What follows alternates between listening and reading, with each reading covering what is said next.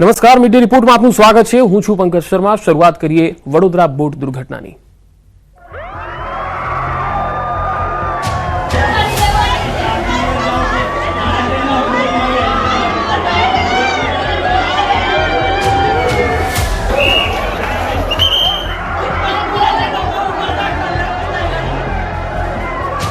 हम पाइप पकड़ कर ऊपर आ गए।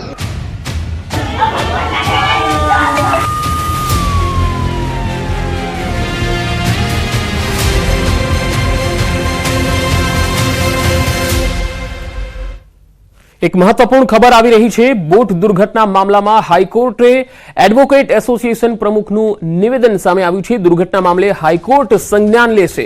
એડવોકેટ એસોસિએશનની રજૂઆત હાઈકોર્ટે સ્વીકારી છે।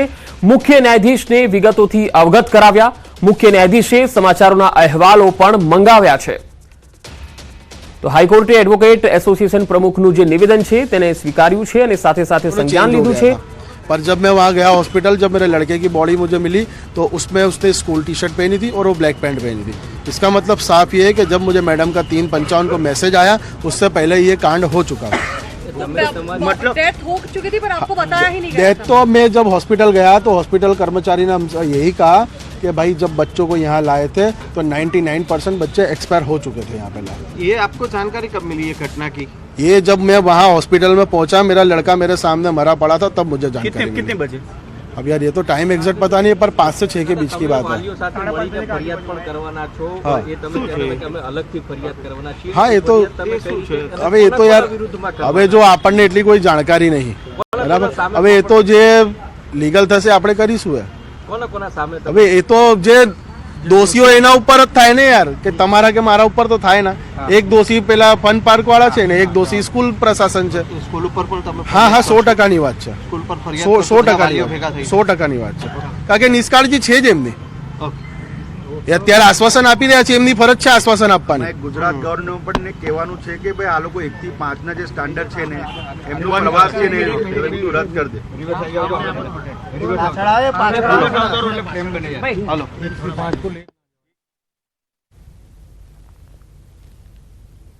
કે નાના છોકરાઓને એટલી સમજણ નથી હોતી। સ્કૂલમાંથી એમને કહીએ છીએ કે ભાઈ તમે પ્રવાસ જવાનું છે, એટલે એ લોકો મા બાપની હાથે આવીને જીદ કરે છે ને મા બાપ તમને ખબર છે કે છોકરાની જીદની સામે આ લોકો ઝૂકી જાય છે।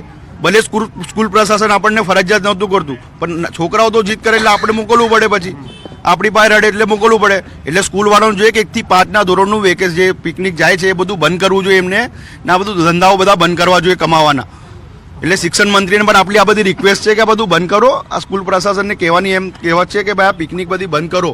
છોકરાઓને કંઈ 1 થી 5ને એમ જરૂર નહોતી, એમને કંઈ જરૂર નહીં પડતી, એમને કંઈ એટલું સમજણ નથી, એમનું નેચર નથી કે બધું સમજે। આ બોટમાં છોકરાઓ બેસેલા, એમને કેવું ખબર કે બોટમાં ચાલવાનું નહીં, ઊભા નહીં થવાનું।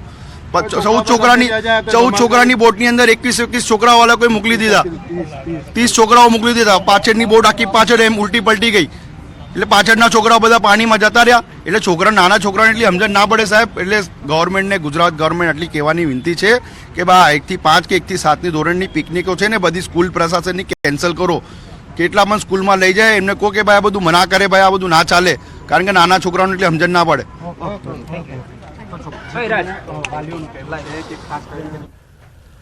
તો જે સ્થાનિકો છે અને પરિવારજનો છે તેઓ કહી રહ્યા છે કે જે સ્કૂલ છે તેની સામે પણ એક્શન લેવામાં આવશે। સંજય ટાક મારી સાથે જોડાયા છે વડોદરાથી। સંજય, આ જે વાલીઓ છે અને તેમના જે પરિવારજનો છે તેઓ શું કહી રહ્યા છે? હવે તેઓ કઈ રીતે આગળ લીગલ કાર્યવાહી કરશે, કોની સામે કરશે? બિલકુલ પંકજ, જે છે વાલીઓ આપણી સાથે છે, તેઓ પાસેથી જાણવાનો પ્રયાસ કરીશું। રજૂઆત માટે પહોંચ્યા છો તમે, શું રજૂઆત હતી આપણી?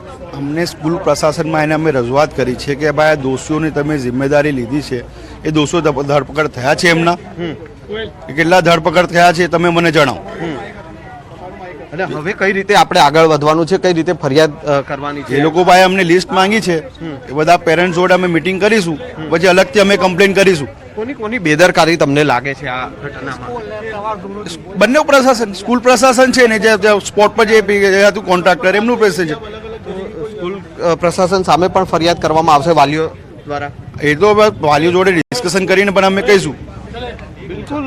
તો પંકજ, જે છે વાલીઓ અહીંયા પહોંચ્યા હતા રજૂઆત માટે, અને ખાસ કરીને જે છે સ્કૂલ પ્રશાસનની પણ બેદરકારી આ જે ઘટના બની છે તેમાં સ્કૂલ પ્રશાસનની પણ બેદરકારી હોવાનો વાલીઓ જે છે તે જણાવી રહ્યા છે અને જે દોષિતો છે તેમની સામે કાર્યવાહી થવી જોઈએ અને સાથે સાથે તેઓ એક વાલીઓનું એક સંગઠન બનાવશે અને સાથે તેઓ જે દોષિતો છે તેમની સામે ફરિયાદ કરશે. સાથે સાથે તેઓનું કહેવું છે કે આ જે ઘટના બની છે જેમાં બેદરકારી સ્કૂલ પ્રશાસનની પણ છે તો તેમની સામે પણ ફરિયાદ કરવાની જે છે તે કાર્યવાહી શરૂ કરી છે. જી સંજય, આપ મારી સાથે જોડાયેલા રહેશો. તો જે પરિવારજનો છે, વાલીઓ છે, તેઓ ઈચ્છી રહ્યા છે કે કડક એક્શન લેવામાં આવે. ઋત્વિજ સોની પણ મારી સાથે જોડાયા છે. ઋત્વિજ, આપને પૂછવા માંગીશ કે આપ અત્યારે જે વિસ્તારમાં છો ત્યાં આપ અત્યારે શું જોઈ રહ્યા છો? પોલીસ હવે કઈ રીતે જે 18 લોકો સામે ગુનો દાખલ કરવામાં આવ્યો છે તેની સામે એક્શન લેશે?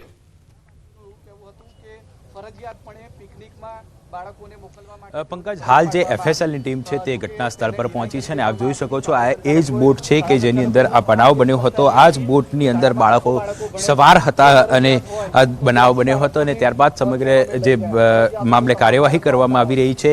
પોલીસ દ્વારા 18 લોકો સામે નામજોગ ફરિયાદ દાખલ કરવામાં આવી છે અને આ સમગ્ર ઘટનાની અંદર એક FSLનો રિપોર્ટ છે તે પણ એક મહત્વનો ભાગ ભજવતો હોય છે. એટલે હાલ આપ જોઈ શકો છો હાલમાં જે હરણી પોલીસ સ્ટેશનના પોલીસ ઇન્સ્પેક્ટર છે તેમની સાથે FSLના અધિકારીઓ દ્વારા ચર્ચા વિચારણા કરવામાં આવી રહી છે અને જે બોટની અંદર બનાવ બન્યો હતો તે બોટની પણ નિરીક્ષણ કરવામાં આવી રહ્યું છે. કયા સંજોગોની અંદર બનાવ બન્યો હતો, કેટલાની કેપેસિટી હતી, કેટલા લોકો બેસાડવામાં આવ્યા હતા, બોટનું ફિટનેસ સર્ટી હતું કે કેમ, બોટ કઈ હાલતમાં હતું કે કેમ, આ તમામ બાબતોની વિગત છે તે હાલમાં મેળવવામાં આવી રહી છે અને FSLની ટીમ દ્વારા આ સમગ્ર મામલે તપાસ કરવામાં આવશે. FSLનો રિપોર્ટ પણ આ સમગ્ર કેસની અંદર એક મહત્વનો ભાગ ભજવી શકે છે અને FSLની ટીમ દ્વારા અહીંથી જે જરૂરી વિગતો એકત્ર કર્યા બાદ એક રિપોર્ટ પણ પોલીસને સોંપવામાં આવશે.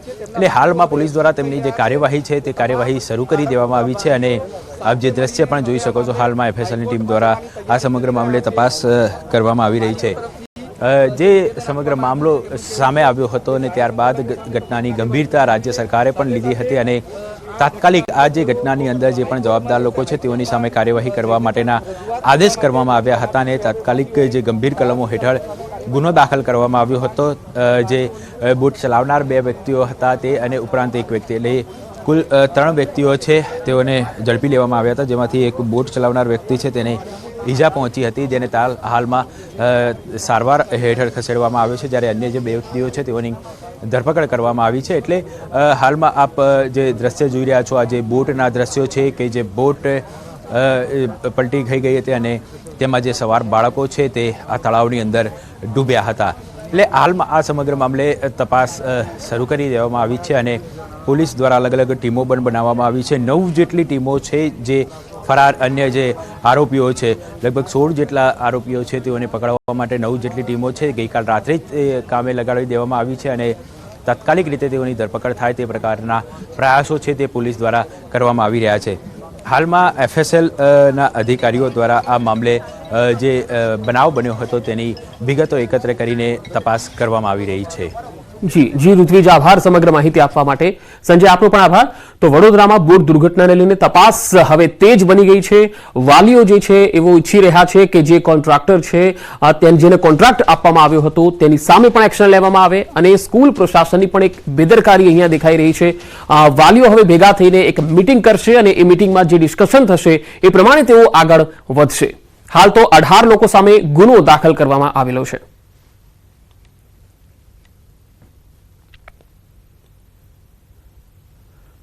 તો વડોદરા બોટ દુર્ઘટના મામલામાં હવે સ્કૂલ પર પહોંચ્યા છે ડીસીપી ડોક્ટર લીના પાટીલ. ન્યૂ સનરાઈઝ સ્કૂલે પહોંચ્યા છે. બોટ દુર્ઘટના મામલે હવે તપાસનો ધમધમાટ તેજ કરી દેવાયો છે. કેવી રીતે આ ઘટના બની અને તેમાં કોનો વાંક હતો, જવાબદારી કોની હતી એ પણ સુનિશ્ચિત કરવામાં આવશે. ડીસીપી અત્યારે સ્કૂલમાં પહોંચ્યા છે. ડોક્ટર લીના પાટીલ ન્યૂ સનરાઈઝ સ્કૂલે પહોંચ્યા છે અને સ્કૂલના જે સંચાલકો છે, શિક્ષકો છે તેમની સાથે વાતચીત કરી હતી.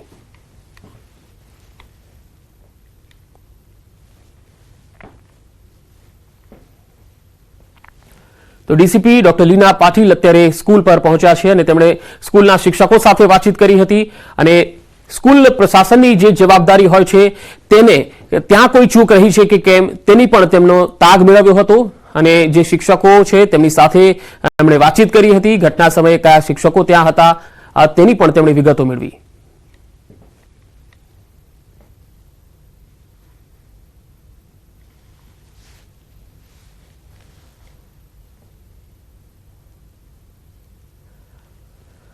તો વડોદરા દુર્ઘટના બાદ કરુણાંતિકા જેવા દ્રશ્યો સર્જાયા. 12 બાળકો અને 2 શિક્ષિકાના મોત થયા. વડોદરાના વાડી તાઈવાડા ખાતે મૃતક બાળકની દફન વિધિ કરવામાં આવી. 2 અલગ અલગ તસવીરો આપને બતાવી રહ્યા છીએ. બાળકની દફન વિધિ દરમિયાન સૌ કોઈના હૃદય દ્રવી ઉઠે એ પ્રકારના કરુણ દ્રશ્યો સર્જાયા હતા. આખો વિસ્તાર જાણે હિબકે ચડ્યો હોય એ પ્રકારે મોટી સંખ્યામાં લોકો શ્રદ્ધાંજલિ આપવા અને ખાસ તો આ ઘટનાને લઈને ખૂબ જ દુઃખી જોવા મળી રહ્યા છે. આ દુર્ઘટના સામે આવ્યા બાદ હવે કરુણ દ્રશ્યો જોવા મળી રહ્યા છે. ખૂબ જ નાના આ બાળકો, પ્રાથમિક કક્ષાના આ બાળકો, ભૂલકાઓ કે જેમને પિકનિક માટે તેઓ જે બોટમાં ગયા હતા, પિકનિકની સફરે ગયા હતા અને એ બોટ તેમના માટે જીવલેણ સાબિત થશે તેમનો તેમને સપનામાં પણ ખ્યાલ ન હતો. અને એ ઘટના જ્યારે બની છે ત્યારે હવે કરુણ દ્રશ્યો સર્જાયા છે.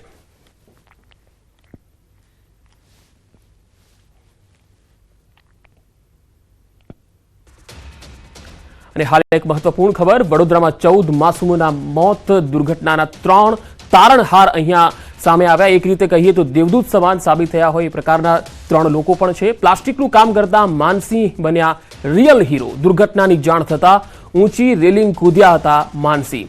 રસ્તા ઉપર આવતા વાહનો ઊભા રાખીને મદદ માંગી. 3 થી 4 માસૂમ બાળકોને માનસિંહે બહાર કાઢ્યા. કસૂરવાર સામે કડક કાર્યવાહી થાય તેવી પણ તેમણે માગણી કરી.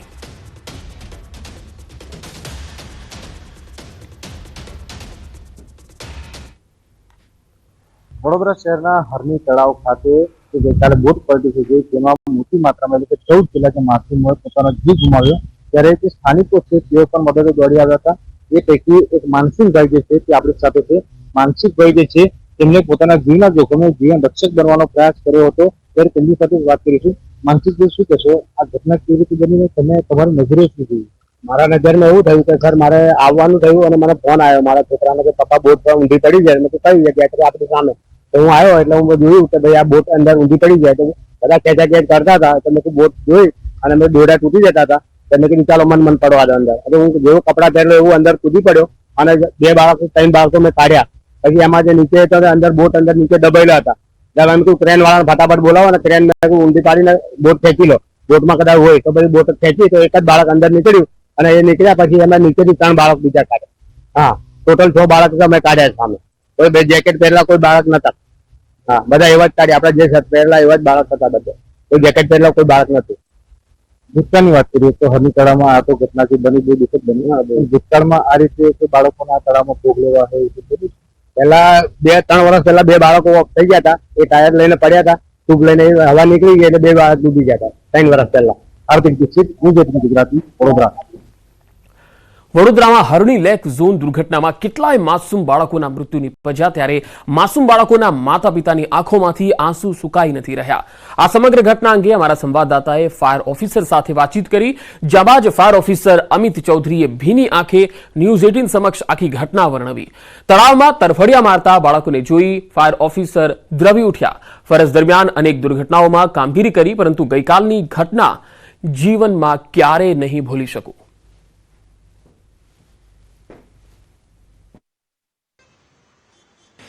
વડોદરા શહેરના હરની તળાવ ખાતે 14 જેટલા માસૂમોનો ભોગ લેવાયો. ત્યારે જે સ્વજનો છે તેમની આંખોમાં આંસુ તમે જોયા હશે, પરંતુ વડોદરા શહેરના એક ફાયર ઓફિસર છે તેમની આંખોમાં પણ આંસુ હતા, પરંતુ તેઓ પાણીની અંદર જે બાળકો ડૂબી ગયા હતા તેમનું રેસ્ક્યુ કરતા હતા, જેના કારણે તેમની આંખોના આંસુ અને દિલનું દર્દ જે છે તે કોઈને ન દેખાયું. ત્યારે સીધા તેમની સાથે જ વાત કરીશું. સર, શું કહેશો, તમારા જીવનની લગભગ આ ખૂબ જ કરુણ ઘટના હશે કે ફૂલ જ્યાં બાળકોના મૃતદેહ આ રીતે બહાર કાઢવા, એ પરિસ્થિતિ કેવી હતી અને તમારી પરિસ્થિતિ શું હતી? પરિસ્થિતિ બેઉ તરફ ગંભીર હતી, ખૂબ જ દર્દનાક હતી, દુઃખદ હતી. સાથે સાથે ફરજ હતી અને ફરજના જે સમય અમે જે કરી શકતા હતા એ અમે અમારા પ્રયાસ કર્યા. અને જે ગઈકાલે જે સાંજે આ દુર્ઘટના ઘટી એમાં બાળકોને અમે તળાવમાંથી કાઢ્યા વડોદરા ફાયર ઇમરજન્સી. બોટ ઊંધી હતી અને બોટને સીધી કરવી જરૂરી હતી કારણ કે અંદર બાળકો છે, એટલે મેં અંદર તળાવમાં જમ્પ લગાવ્યો અને અમારા તરફથી જે બળ પૂરું પાડવું જોઈએ એ પ્રમાણે રસ્સાઓથી બોટને ખેંચી સાથે સાથે બોટને સીધા કરવાના પ્રયત્ન કર્યા. બોટની અંદર જઈને જેટલા બાળકોને અમે રેસ્ક્યુ કરી શકીએ માટેના પ્રયાસ હતા, પરંતુ કિચડ વધારે હતું, 2-2 ફૂટ કિચડ હતું, એટલે એના કારણે બોટ સીધી કરવામાં થોડી દિક્કતો આવી. પરંતુ અમે બોટને જેવી સીધી કરી કે તુરંત જ એક બાળક બેબી હાથમાં આવ્યું, બેગ સાથે, સ્કૂલના બેગ સાથે. એક દર્દનાક, દુઃખદ અને સાથે સાથે જે જગ્યા પર જ્યાં બાળક બોટ સીધી કરી ત્યાંથી બીજા 3 બાળકો અંદર કીચડમાંથી કાઢ્યા. તો આ રીતે આ બોટ સીધી કર્યા. બોટ સીધી કરતા પહેલા 5 બાળકો અમે રેસ્ક્યુ તો કરી લીધા હતા. કરીને ટોટલ 8 થી 9 બાળકો અમે હોસ્પિટલ મોકલ્યા હતા. સર, જ્યારે આ રીતની પ્રવૃત્તિ કરવાની હોય ત્યારે તેના ધારદારોનો શું હોય છે સેફટી પર્પઝને લઈને, એવું કોઈ આઈડિયા? દરેક જગ્યાએ સુરક્ષા, સલામતી, સાવચેતીના નિયમો હોય જ છે. તમે જોઈ શકો બોટ છે તો બોટ સાથે બાળકો હોય કે જે પણ સેફટીના લાઈફ જેકેટ, લાઈફ બોયા, રસ્સાઓ, તરવૈયાઓ બધું હોવું જોઈએ. સાથે સાથે બોટ કેપેસિટી મુજબ જ બાળકો કે અંદર જે ટુરિસ્ટો એમને પરમિશન આપવાની હોય. તો આ બધા નિયમોનું ક્યાંક ને ક્યાંક ઉલ્લંઘન થતું હોય તો દુર્ઘટનાઓ સર્જાતી હોય છે. બિલકુલથી તો હતા ફાયર ઓફિસર અમિત ચૌધરી સાહેબ. ખાસ કરીને વાત કરીએ તો તેમનું કામ જ આમ તો લોકોના જીવ બચાવવાનો હોય છે, પરંતુ ગઈકાલે વડોદરા શહેરમાં જે ઘટના બની તે તેમનું પોતાનું કાળજું છે જે કંપાવી દે તેવા પ્રકારની ઘટના હતી. કારણ કે તેમને જ્યારે કોલ મળ્યો ત્યારે તેઓ ઘટના સ્થળ પર આવ્યા હતા, પરંતુ તેમને સપને પણ વિચાર નહીં કર્યો હોય કે માસૂમ ફૂલ જેવા જે બાળકો છે તેમના મૃતદેહ જે છે તેમને બહાર કાઢવાનો વારો આવશે. ત્યારે જે મોટા માત્રામાં જે બાળકો છે તેમના જીવ તો તેમને બચાવ્યા છે, પરંતુ જે 14 લોકો છે કે જેમનો જીવ તેઓ ન બચાવી શક્યા તેનો અફસોસ તેઓ ભીની આંખે વ્યક્ત કરી રહ્યા છે. હાર્દિક દીક્ષિત, ન્યૂઝ 18 ગુજરાતી, વડોદરા. વડોદરાની દુર્ઘટનામાં બાળકો અને શિક્ષકોના મોતથી આખા શહેરમાં ગમગીની વ્યાપી ગઈ છે. ત્યારે સ્થાનિકો અને વાલીઓમાં તંત્ર પ્રત્યે રોષ જોવા મળી રહ્યો છે. ન્યૂઝ 18 સંવાદદાતાએ સ્થાનિકો સાથે ઘટના અંગે વાતચીત કરી, જેમાં સ્થાનિકોએ જણાવ્યું કે શાળાએ આ પ્રકારના પ્રવાસે લઈ જતા પહેલા બાળકોની સેફટીનું ધ્યાન રાખવું જરૂરી છે. હરણી તળાવ દુર્ઘટના બાદ જે સ્થાનિક રહેવાસીઓ છે તેઓની અંદર ભારે રોષ જોવા મળી રહ્યો છે. આપણી સાથે કેટલાક પ્રત્યક્ષદર્શી અને સ્થાનિક રહેવાસીઓ છે, આપણે તેમની સાથે વાત કરીશું. દાદા, જ્યારે આપ અહીંયા આવ્યા હતા, કયા પ્રકારની પરિસ્થિતિ જોઈ હતી? અમે આવ્યા તે ટાઈમે અમારે બહાર ચાની લારી ઉપર અમે ઉભા હતા. ચાની લારી અમને ખબર પડી, તમે દોડતા આવ્યા તો અમે બોટની પાસે આવ્યા તો બોટ આખી ઉપર છોકરાઓની ઉપર આખી બોટ ઊંધી વાળી ગઈ. એમાંથી 4-5 છોકરા અમે જે શરૂમાં 4-5 છોકરા અમે જે બચાયા એ બહાર નીકળી શક્યા, બાકીના બધા છોકરા ડૂબી ગયા હતા. તો ચાલુ રસ્તા પરથી એક ક્રેન જતી હતી, ક્રેનને રોકી અમે, ક્રેનને રોકીને અંદર લાવી પછી ક્રેનથી અમે ઊંચી બોટ તો બધા ઓફ થઈ ગયેલા હતા છોકરા. પહેલા તો મને બહુ દુઃખ થયું છે આ ઘટનામાં જે આ વસ્તુ થઈ છે માટે. મારે આ બેનની છોકરી છે, ભાણી છે, મારું નસીબ છો કે સારું. મને 2 દિવસ પહેલા આ જ કહેતી હતી કે મામા આપણે બોટિંગ કરવા જઈએ, પણ નસીબ જો કે ભગવાને આપણને અમને બચાવી લીધા. આ વસ્તુ મારું એવું કહેવું છે કે આ મને જાણવા મળ્યું છે ફર્સ્ટ કોન્ટ્રાક્ટ છે, સેકન્ડ કોન્ટ્રાક્ટ, 3rd કોન્ટ્રાક્ટ. એનો મતલબ શું છે? બરાબર છે. બીજી વસ્તુ કે જે ફી ઉઘરાવે છે, સીસીટીવી બી નથી લાગેલા, સેફટી ઓફિસર નથી, કોઈ પણ જાતનું એ નથી. જ્યારે આ રીતનું ના ચાલવું જોઈએ, પ્રશાસને કડકમાં કડક કાઢવા લાગે. આ ઘટના પહેલા પણ તાજેતરની અંદર જ 1 જ વર્ષ પહેલા જે મોરબી દુર્ઘટના બની હતી અને તેમાં પણ જે ક્ષમતા કરતાં વધારે લોકોને બ્રિજ ઉપર જવા માટેનો મંજૂરી આપવામાં આવી હતી. અને આ સેમ ઘટના છે કે બોટની અંદર ક્ષમતા કરતાં વધારે બાળકોને બેસાડવામાં આવ્યા. સૌપ્રથમ તો મોરબી જે ઘટના બની હતી ત્યાર પછી વહીવટી તંત્રએ જ્યાં પિકનિક. સમાચારોનો પ્રવાહ લગાતાર જારી રહેશે. હાલ રોકાઈશું એક બ્રેક માટે.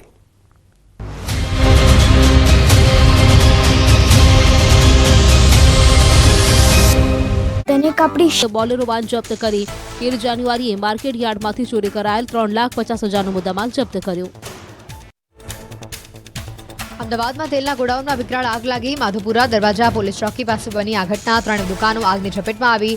લોડિંગ ટેમ્પો બળીને ખાખ થયો. ફાયર વિભાગે આગ પર કાબુ મેળવવા જહેમત ઉઠાવી.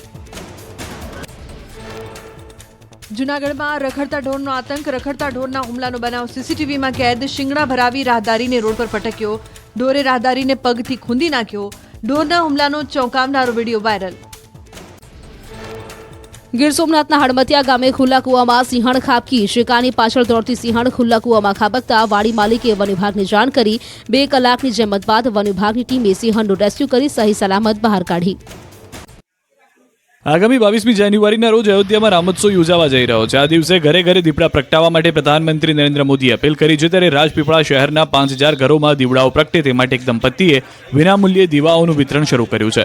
રાજપીપળામાં ગિફ્ટ શોપ ચલાવતા રામભક્ત તેજસ ગાંધી અને દત્તા ગાંધીએ સંકલ્પ લીધો છે કે 20મી જાન્યુઆરી સુધીમાં 10,000થી વધુ લોકોને 2 દીવડા ભેટ સ્વરૂપે આપવા. જેઓ અત્યાર સુધી 5000થી વધુ દીવડાઓનું વિતરણ કરી ચૂક્યા છે. તેમની દુકાને આવનાર તમામ ગ્રાહકોને 2 દીવા જ્યોતિ સાથે મફત આપી રહ્યા છે. લોકોને ખબર પડતા સામે ચાલીને દુકાનમાંથી કોઈ પણ વસ્તુ ના પણ લેતા હોય તો પણ જય શ્રી રામ કહી દીવા આપો એમ કહી માંગ કરી રહ્યા છે. રાજ્યમાં આજથી વન સેતુ ચેતના યાત્રાનો પ્રારંભ થયો છે. નવસારીથી સીએમ ભૂપેન્દ્ર પટેલના હસ્તે યાત્રાનો પ્રારંભ થયો છે. 22મી સુધી નવસારીથી અંબાજી સુધીની યાત્રા ચાલશે. 13 જિલ્લા અને 28 તાલુકામાંથી યાત્રા પસાર થશે. 1000 જેટલા કિલોમીટરની યાત્રા કરશે. યાત્રામાં વન સહભાગી મંડળીઓ સાથે મુલાકાત અને સંવાદ કરાશે. મહિલા સ્વસહાય જૂથો સાથે મુલાકાત, વિશેષ સિદ્ધિ પ્રાપ્ત કરનાર આદિવાસીઓનું સન્માન કરાયું. સરકારના 20 વર્ષની સિદ્ધિઓનો અહેવાલ, રામ મંદિર પ્રાણ પ્રતિષ્ઠાની સકારાત્મક ઉજવણી કરાશે. સરકારી યોજનાઓની સમીક્ષા, એફઆરએના લાભો, યાત્રી સભા પણ કરાશે. જંગલ વિસ્તારના ગામોમાં વસતા આદિજાતિ સમુદાયના લોકોને મળી રૂબરૂ સંવાદ થકી સ્થાનિક લોકોની સમસ્યાનું નિરાકરણ લાવવા પ્રયાસ થશે. યાત્રા દરમિયાન રાત્રિના સમયે ભજન સંધ્યા, યાત્રાના માર્ગમાં આવતા પ્રસિદ્ધ મંદિરોને દર્શનનું આયોજન કરાયું છે. આ તકે મુખ્યમંત્રી ભૂપેન્દ્ર પટેલે સુપ્રસિદ્ધ નવસારીના ઉનાઈ યાત્રાધામ ખાતે મા ઉષણ અંબાના દર્શન કરી આશીર્વાદ મેળવ્યા. મુખ્યમંત્રી ભૂપેન્દ્ર પટેલે અને પ્રદેશ પ્રમુખ CR પાટીલે ઉનાઈ ખાતે પહોંચી સફાઈ કરી હતી. હાથમાં ઝાડુ લઈને સફાઈ કરતા નજરે પડ્યા હતા. વડાપ્રધાન નરેન્દ્ર મોદીની સ્વચ્છતા હી સેવા કાર્યક્રમ અંતર્ગત મંદિરમાં સાવરણો ફેરવ્યો. આ દરમિયાન લોકોએ જય શ્રી રામના નારા લગાવ્યા. નવસારીના સાંસદ CR પાટીલે લોકોને અયોધ્યા જવા આમંત્રણ આપ્યું. બીજી તરફ નવસારીમાં મુખ્યમંત્રી ભૂપેન્દ્ર પટેલ દ્વારા પૌરાણિક મંદિરના પુનર્દ્વારનું કામનું ખાતમુહૂર્ત કરાયું. ઉનાઈ માતાજીના મંદિરની બાજુમાં આવેલું છે આ પૌરાણિક મંદિર, જેમાં ભગવાન શ્રીરામ, લક્ષ્મણ અને માતા જાનકી બિરાજે છે. અંદાજે 1 કરોડ રૂપિયાના ખર્ચે આ પૌરાણિક મંદિરનો પુનર્દ્વાર કરાયો છે. મુખ્યમંત્રી દ્વારા ઉનાઈ માતાજી મંદિરની બાજુમાં બિરાજમાન ભગવાન શ્રીરામ, લક્ષ્મણ, જાનકીના પૌરાણિક મંદિરનું અંદાજે 1 કરોડ રૂપિયાના ખર્ચે પુનર્દ્વાર કરવાનો છે. તેનો ખાતમુહૂર્ત કરવાનો છે. રામ મંદિર પ્રાણ પ્રતિષ્ઠાને લઈને દેશભરમાં ઉત્સાહ આસમાને છે. લોકો રામ ભક્તિમાં લીન થયા છે, જ્યારે જેતપુરનું જલારામ ધામ પણ રામ ભક્તિમાં લીન થયું છે. રામોત્સવને લઈને વીરપુરમાં ભક્તોએ ખાસ પ્રસાદ તૈયાર કર્યો છે. આગામી 22મી જાન્યુઆરીના રોજ જલારામ મંદિર દ્વારા 50 મણ મગજના લાડુના પ્રસાદનું વિતરણ કરાશે, જેથી જલારામ મંદિરના મગજના લાડુ બનાવવાની તૈયારીઓ શરૂ કરી દેવામાં આવી છે. જેતપુર જલારામ મંદિર ટ્રસ્ટ અને સ્વયંસેવકો દ્વારા લાડુના પ્રસાદ પેકિંગ કરવાની કામગીરી હાથ ધરવામાં આવી છે. 50 મણ લાડુ બનાવવા માટે રસોડા ધમધમવા લાગ્યા છે. મોટી સંખ્યામાં ભક્તો પ્રસાદ બનાવવા લાગી ગયા છે. 22મી જાન્યુઆરી જેતપુર જલારામ મંદિરે લાડુનું વિતરણ.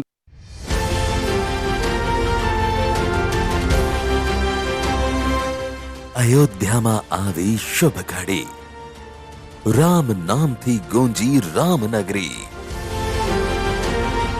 અયોધ્યા પર અખંડ કવરેજ. જુઓ રામરાજ 22મી જાન્યુઆરીએ દિવસભર. રામ મહોત્સવને લઈને જેતપુરની બજારો પણ સજ્જ થઈ ગઈ છે. જેતપુરની બજારોમાં ધ્વજા પતાકા લગાવી દેવાયા છે.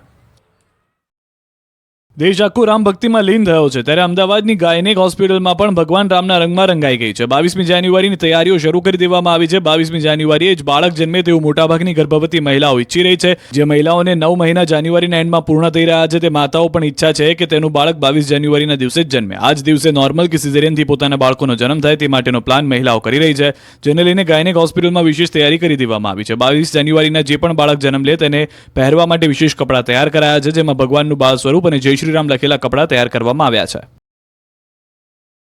22 જાન્યુઆરી અયોધ્યામાં રામલલ્લાની પ્રાણ પ્રતિષ્ઠા થવાની છે. આ સમયે લોકો